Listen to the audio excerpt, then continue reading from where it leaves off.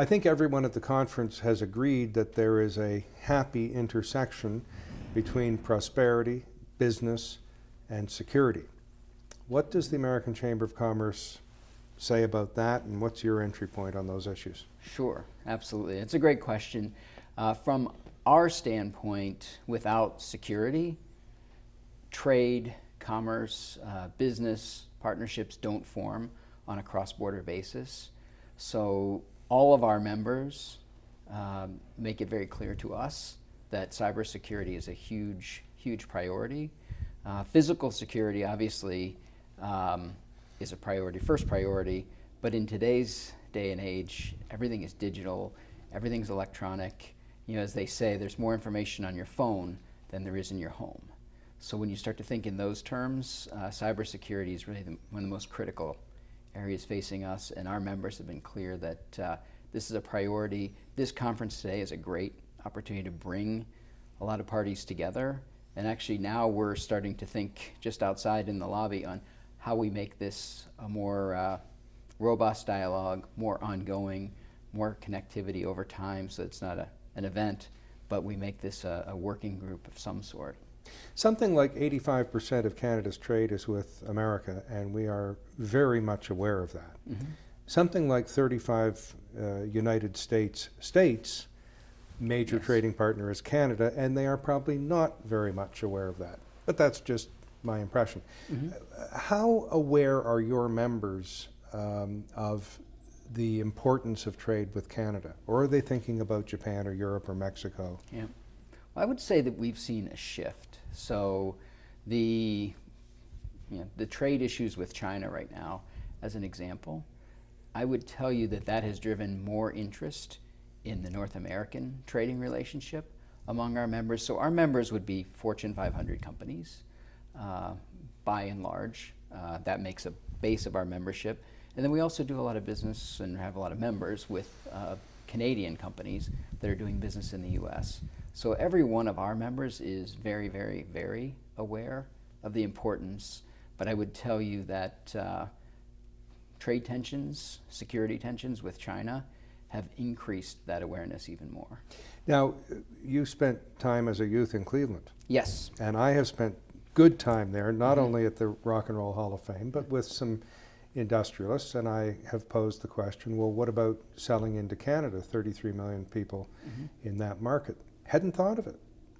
And I said, mm-hmm. well, you know, we have 9 million francophones who have a Saint-Jean-Baptiste Day, and that may lend itself to new and different trade, and you know, we have different cultures yep. in different regions. So there's still some work to be done, it seems to me, on both sides of the border. Oh, agreed. So we do, Amcham and several of our members, we actually do, we call them Succeeding in Canada seminars at a lot of markets across the US, where we bring in our clients from our various firms to just talk about how to do business in Canada. And your point is spot on. The first thing I always say is doing business in Canada or succeeding in Canada isn't a single-threaded success story. You know, doing business in Toronto is very similar to Cleveland, where I come from. Quebec is different. BC, a lot more similar similar to California, more similar to California certainly than Ohio. So it's understanding those different markets. It's attacking things the right way, and true, you know, trade flows are north and south generally, less so east and west. So, you know, our clients are seeing opportunities here, and they're taking advantage of them, but there is still an education process. It has been said that it takes someone who's not an American to understand and study America, and mm-hmm. the quintessential yep. example is de Tocqueville, who is said to have been the greatest political writer and the greatest tourist writer all at the same mm-hmm. time. So, enlighten me. You're not a Canadian, but you hold seminars on how to do business in Canada. What are we like? What works with us? What do you tell people? You tell people to say A at the end of the sentence instead of the beginning? A, add a few U's into your words. Switch your R's and E's around at the end of a word.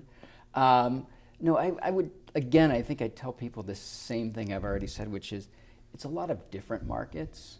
You know, Canadians want you to understand their market, understand their importance, understand, then build that relationship. It's a little bit more relationship based, I think, than some more transactional relationships in different regions of the U.S. So, it's really person to person business, but you've got to recognize the person on the other side of the table, recognize the differences and the similarities in the way you connect. Interesting you mentioned relationships, because I think we think of Americans as hail fellow and women well met, Yep. very affable, very polite, and so on. And I think in many respects more polite than Canadians, but that's kind of going against the I was stereotype. going to say that goes against the stereotype. But you say that relationships are more important in Canada than in America in business?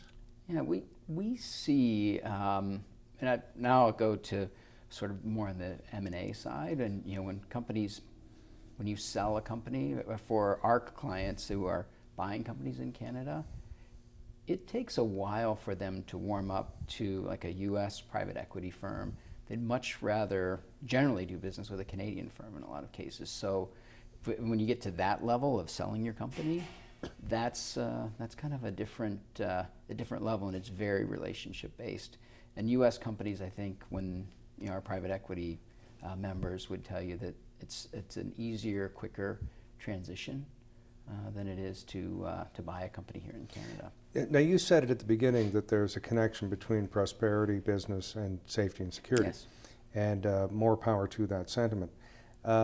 If you take a look at urban emergency plans all over North America, and nowhere is exempt, they have been called by academics who study them fantasy plans.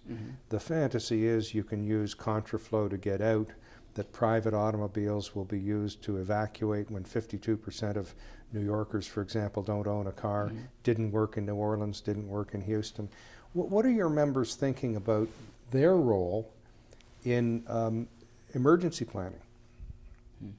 Yeah, I would tell you, and maybe this is symbolic of the challenge, we don't have a lot of dialogue about that with our members around emergency planning and the like. I know that all of our member companies, they all pay great attention to their own employee base, but I don't know that there's a great connectivity all the way to the top line of that plan. Well, frankly, sense. I wouldn't have thought so, and I appreciate your frankness. And there's little interactivity between cities and states and mutual aid agreements and what have you.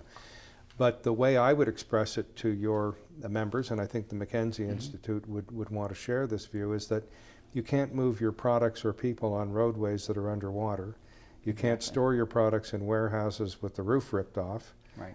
And you can't sell your products to dead people. And one of the estimates, just to pick a potential disaster, is the Cascadia Fault in California. If it goes and there's a bad earthquake there, the estimate is it'll be 3 months before there's water, sewage, transport, roads, any sort of infrastructure, and people can't live for 3 months, so most will be dead, one assumes. Yeah, that's those are the challenges, and I think the larger scale issues that I think private enterprise probably is paid less attention to over time than that's a conundrum too, right. Because Walmart has did very well in New Orleans, and some of your members, with their inventory and their expertise and maybe even their equipment, heavy equipment, could provide tremendous help. Now, what are your takeaways from this conference, and what are my viewers' takeaways who couldn't attend the conference, in your view? I think the most important takeaway that I've seen today is everyone wants to work together. Everyone here obviously recognizes the challenges on the cybersecurity side, very specifically. I think the takeaway is, how do we find ways to connect people on an ongoing basis? I think from the U.S. government to the Canadian government to several of the large companies who've presented so far, everyone is clear that they understand the challenge, but I think we, as a business community, need to figure out how to bring everyone to the table, create regular dialogue, and start to work on solutions, and work on solutions in a more collective way than perhaps we have in the past. Well, thank you. This is the first step. Appreciate it. Thank you.